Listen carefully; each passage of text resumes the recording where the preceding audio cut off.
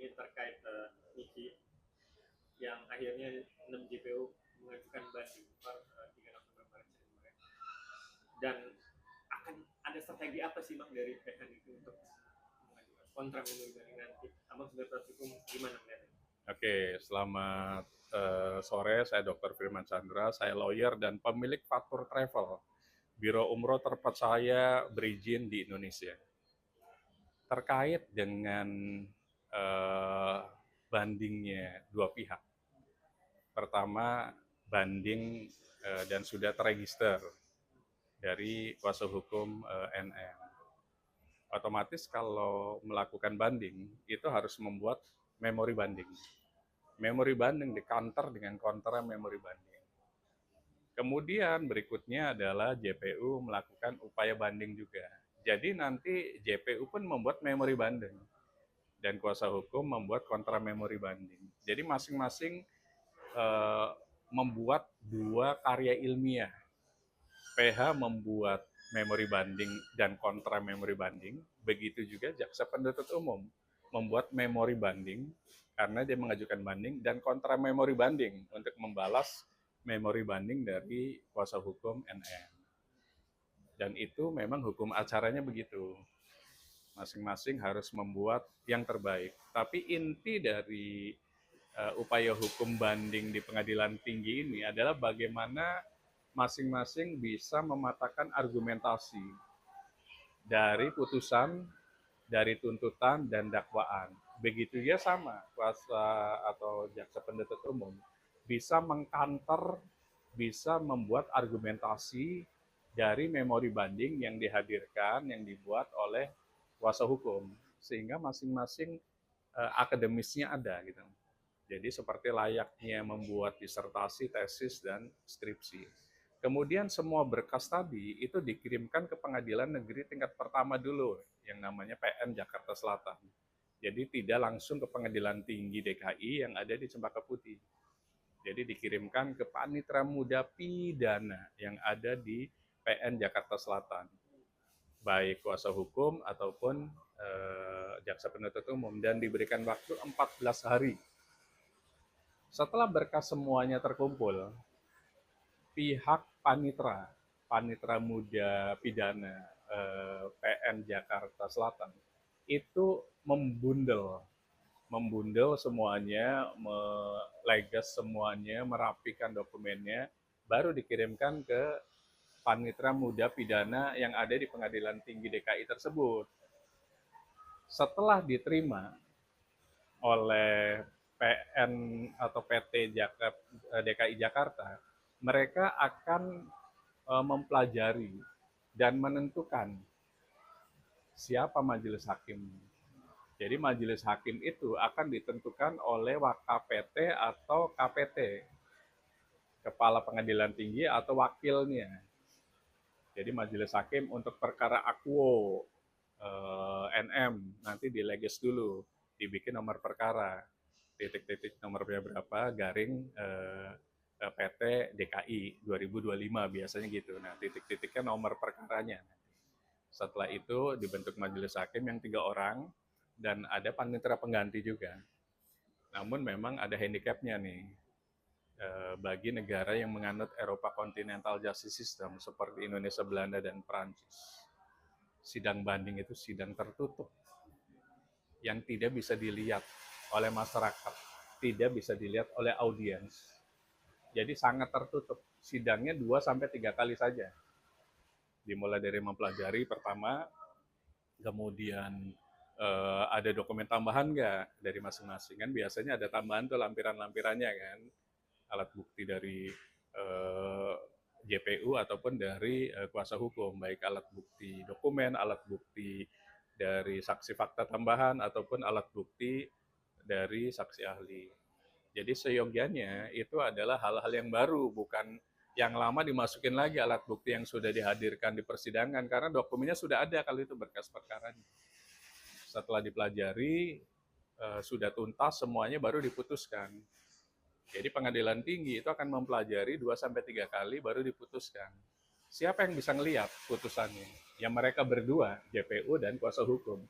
karena ada di sistem yang namanya IKOT Mahkamah Agung. IKOT itu adalah sebuah aplikasi komputer yang hanya bisa dilihat oleh orang yang berperkara saja. Bang, terkait dari tim PH-nya Niki itu dari 369 tidak terbukti, terus KPP juga terbukti, dia meyakini Niki bisa bebas, makanya dia mengajukan banding. Abang lihatnya seperti apa? Pertama, banding adalah sebuah hak. Pasti ada alasan-alasannya kenapa JPU, kenapa kuasa hukum melakukan banding. Tapi kalau kami sebagai praktisi hukum dan kami punya pengalaman banyak di pidana, di kasus-kasus pidana, itu semestinya jangan banding waktu awal, semestinya. Kenapa? Karena jarang ada hakim memberikan putusan jauh di bawah tuntutan. Mestinya langsung dikunci pada saat pembacaan itu.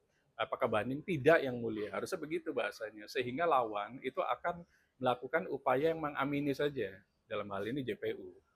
Karena jarang ada putusan majelis hakim itu jauh di bawah tuntutan.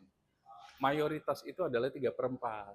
Misalnya 11 berarti 9 tahun atau 10 tahun, kira-kira begitu. Ini 4 tahun, jarang ada. Kemudian pertimbangannya itu menarik, seperti pasal TPPU belum sempurna antara mens rea dan rectus actusnya, menurut majelis hakim. Mestinya dikunci di sana. Namun ini sudah terjadi, sudah jadi gugur, masing-masing sudah melakukan register dan mungkin sudah dikirimkan memori dan kontra memorinya ke Pengadilan Negeri Jakarta Selatan. Ya udah, bertempurlah secara akademis di sebuah tempat. Nah, terkait dengan putusannya, kan putusan pengadilan tinggi akan membatalkan putusan pengadilan negeri. Kalau tiba-tiba hakim pengadilan tinggi mengatakan terbukti kok sempurna yang namanya pencucian uangnya, gugur statement bahwa tidak ada TPPU tersebut. Karena apa? Ini hakimnya berbeda, kantornya berbeda, levelingnya berbeda. Mereka akan mengkoreksi. Yang kita sebut secara akademis adalah pengujian peraturan perundang-undangan. Yang tadinya sudah diputus oleh pengadilan negeri, ini lagi dikoreksi, lagi diuji materi oleh majelis hakim pengadilan tinggi yang 3 orang dan ada di gedungnya pun berbeda. Di Jakarta Pusat, di Cempaka Putih, Pengadilan Tinggi DKI. Dan sidangnya pun sidang sangat tertutup, tidak bisa dilihat oleh siapapun, bukan sidang terbuka. Jadi statement yang TPPU tidak terbukti dan lain-lain bisa benar, bisa dikoreksi. Tapi yang pasti, putusan PN Jakarta Selatan itu akan dibatalkan oleh putusan pengadilan tinggi. Yakinkah bahwa hukumannya akan di bawah bebas demi hukum? Jangan-jangan malah naik. Sama dengan tuntutan. Jangan-jangan di atas tuntutan, ultra petitum. Nah, itu yang harus difikirkan. Bukan hanya melihat hal-hal yang sifatnya non-akademis saja, tapi harus dilihat akademis dan pengalaman bersidang. Berarti bisa bilang PH Niki mengajukan banding ini beresiko tinggi, karena bisa bilang apa yang bisa malah memberatkan nanti hukumannya lebih, yang tadi bilang ultra petitum bisa dibilang, karena kalau ditelaah oleh pengadilan tinggi bisa jadi terbukti salah ada TPP, bisa bilang gitu bang. Makanya Bang Hotman juga bilang udah nggak usah banding, dan sama-sama bilang udah nggak usah banding, terima saja. Benar nggak?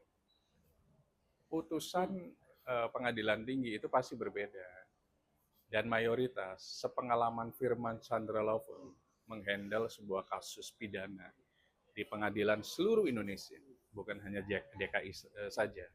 Kita pernah di Bali, di Makassar, di Jambi, di Medan, di Kalimantan Tengah, Palangkaraya, dan provinsi-provinsi lainnya. Mayoritas putusan pengadilan tinggi itu akan mengkoreksi putusan pengadilan negeri, dan mayoritas adalah putusannya naik.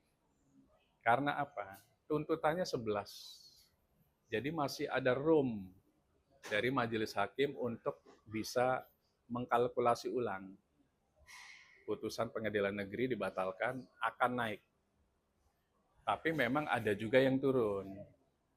Makanya saya bilang tadi, karya ilmiah dari kuasa hukum dalam bentuk memori banding dan kontra memori banding itu harus betul-betul akademis. Buatlah seperti layaknya disertasi. Di situ masukin semua alat bukti baru, bukan hanya alat bukti yang sudah dihadirkan di persidangan PN.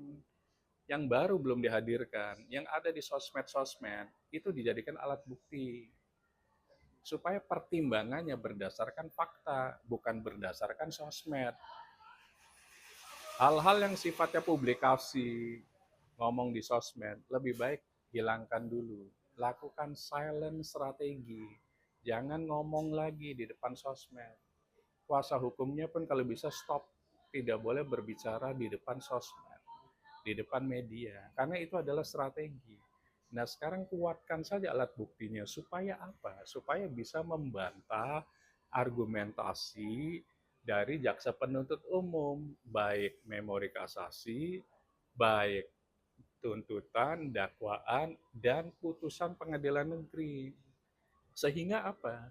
Putusan pengadilan tinggi menjadi putusan yang memang sesuai dengan petitum yang ada di kontra memori bandingnya kuasa hukum tersebut. Masukkan lampiran-lampiran kalau memang belum, mulai dari bukti dokumen yang baru, bukti permohonan ke Presiden, permohonan keadilan ke Komisi 3, permohonan keadilan ke Komnas HAM, permohonan keadilan ke Komnas Anak misalnya, dan saksi ahli atau saksi fakta lainnya, masukkan sebagai lampiran. Lampiran dari kontra memori dan memori. Nah, itu harus dimasukkan supaya komprehensif sebuah karya ilmiah tersebut.